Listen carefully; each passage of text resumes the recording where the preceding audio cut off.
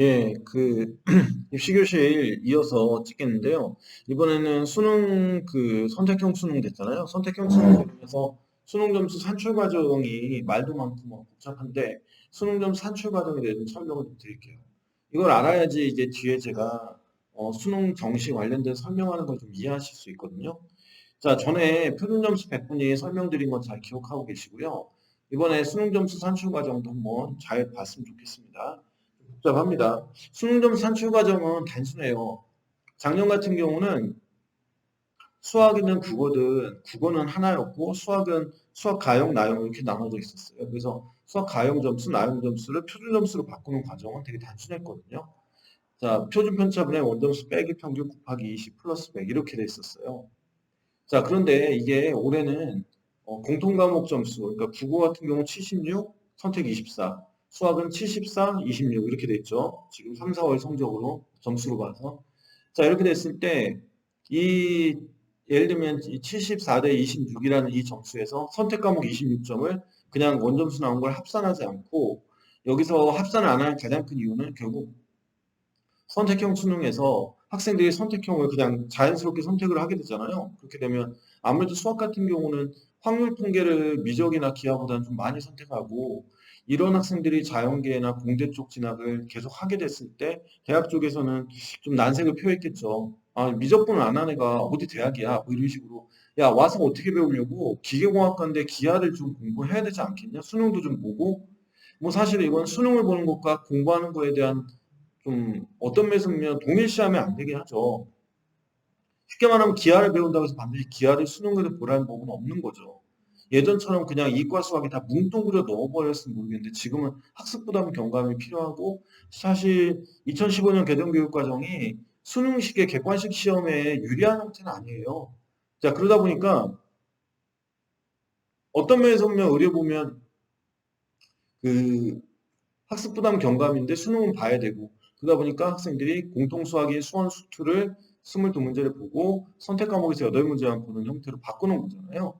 자, 그런 형태인데 이러다 보니까 확률 통계 쪽이 지나치게 많이 몰리고 미적기가 선택하지 않은 것을 대학 쪽에서 경계를 하죠. 그러니까 교육부 쪽에서는 평가원 쪽에서 어떻게 했냐면 미적 기하를 보는 학생들에게 어떤 일정 부분에 불리하지 않은 어떤 유리한 점을 부분 줘서 확률 통계랑 미적 기하가 어느 쪽이 반드시 기울어지게 이쪽이 유리하고 이쪽이 무조건 불리하게 이런 형태로 하지 않으려고 선택한 방법이 선택 점수 조정 과정이에요.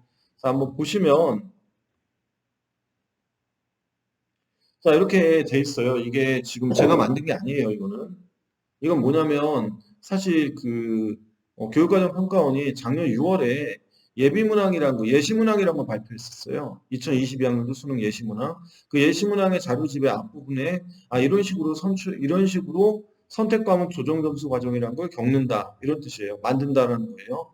몇 가지 과정을 겪게 돼요. 이게 이제 쉽게 얘기하면 공통시험을 봐요. 선택시험을 봐요. 합쳐서 단순하게 하지 않고 따로따로 표준 점수화를 시켜서 나중에 합산해가지고 반영도에 곱해서 표준 점수를 시키는 거예요.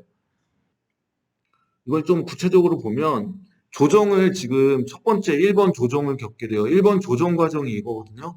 선택 과목 X의 조정 점수는 선택 과목 X 응시자들의 과목 원점수 표준 편차분에 자기가 맞은 선택 과목 점수를 빼고 평균으로 빼는 거죠.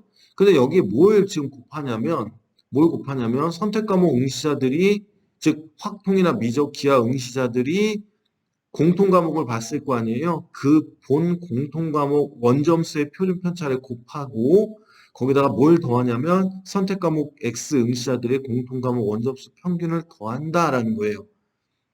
아, 그러면 결국은 뭐냐면 이 밑에 써 있는 것처럼 선택자의 규모와 질이 일정 변수가 될 수 있다. 이런 얘기죠.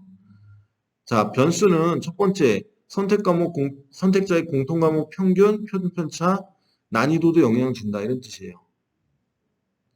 예를 들면 이런 게 있죠. 이렇게 할 수 있죠. 여기 보면 자, 김청솔 학생이 있는데 이 학생이 74점 중에 60점 맞았고 26점 중에 15점을 맞았습니다. 자, 확통을 선택한 집단의 공통과목 원조수 평균이 54.41, 표준편차 12.93. 확통 선택한 집단의 확통 원점수 평균이 14.92, 4.60이에요. 그러면 여기 보면 계산을 해보면 4.60분의 15 빼기 14.92가 되겠죠. 왜냐하면 내가 맞은 점수가 15점이잖아요. 거기서 평균이 14.9이고 40.60. 이거는 하나의 추상적인 가상 점수고요. 실제 이렇게 된다는 부분은 없어요.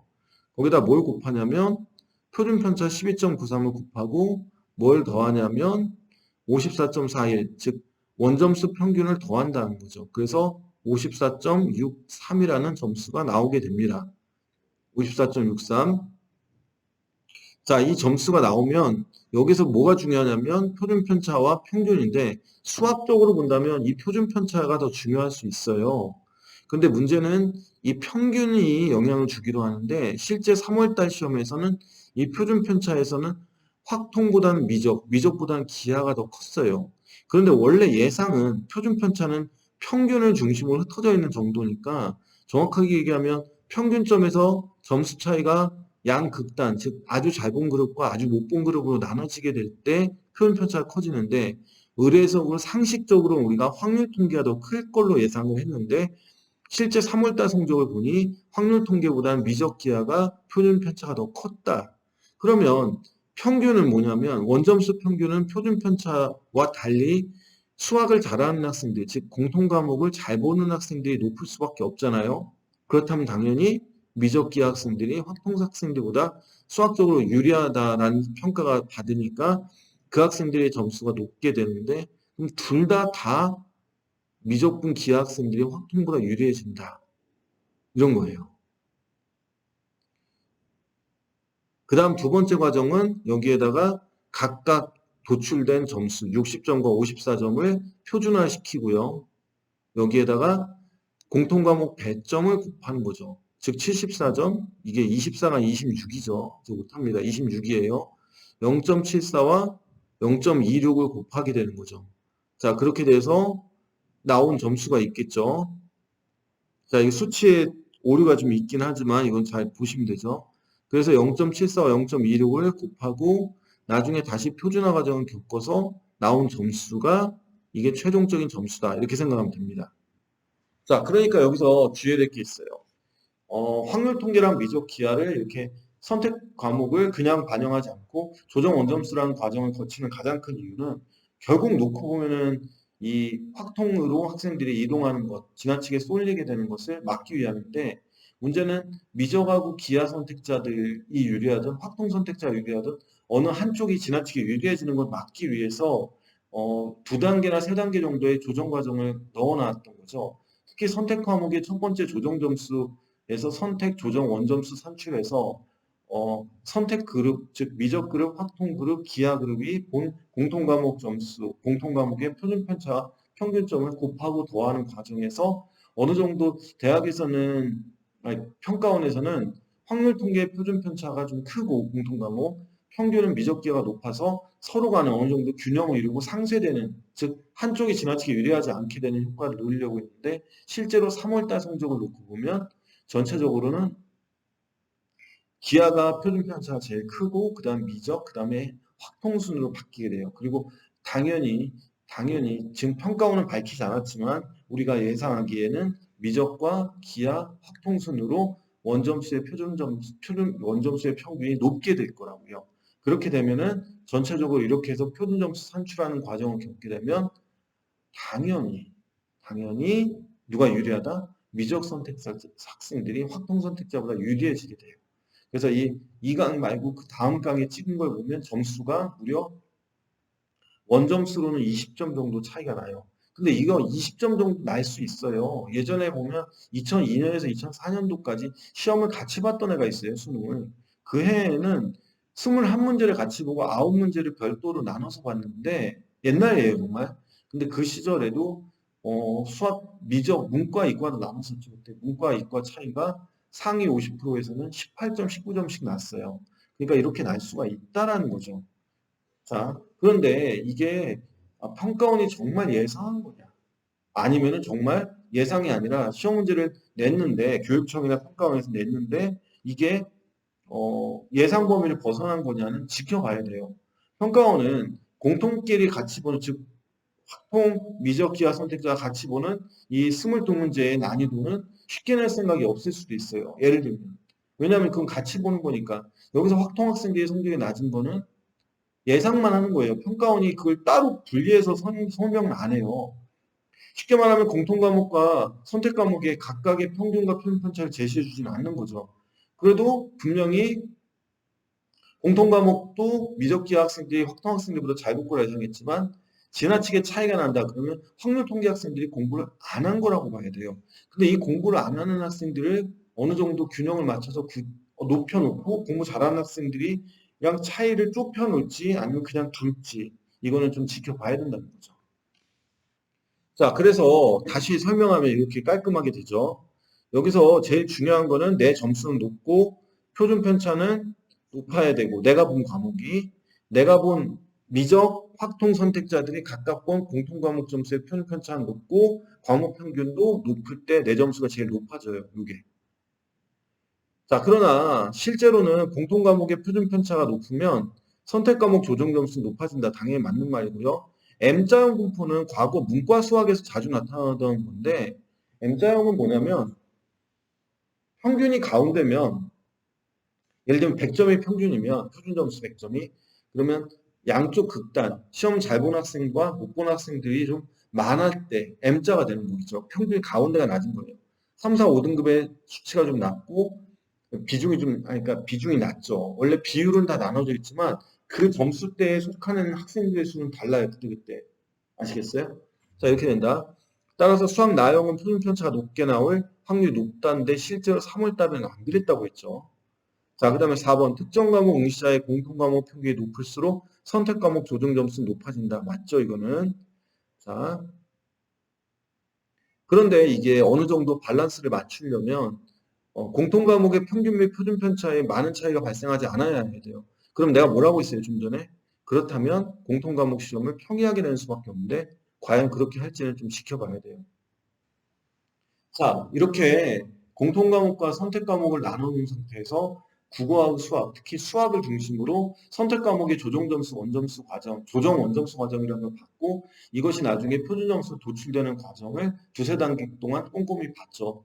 그러면서 동시에 어떤 특정 과목, 미적분 선택자, 확통 선택자 각 그룹별로 유리해지려면 자기가 선택한 수학의 점수뿐 아니라 공통 시험도 잘 봐서 원점수를 높인 상태에서 자기가 속한 그룹 말고 이 그룹이 본 선택 과목 말고 공통 과목의 표준 편차가 높고 평균도 높을 때 가장 이득이 된다. 근데 이거는 어느 정도 모순되죠.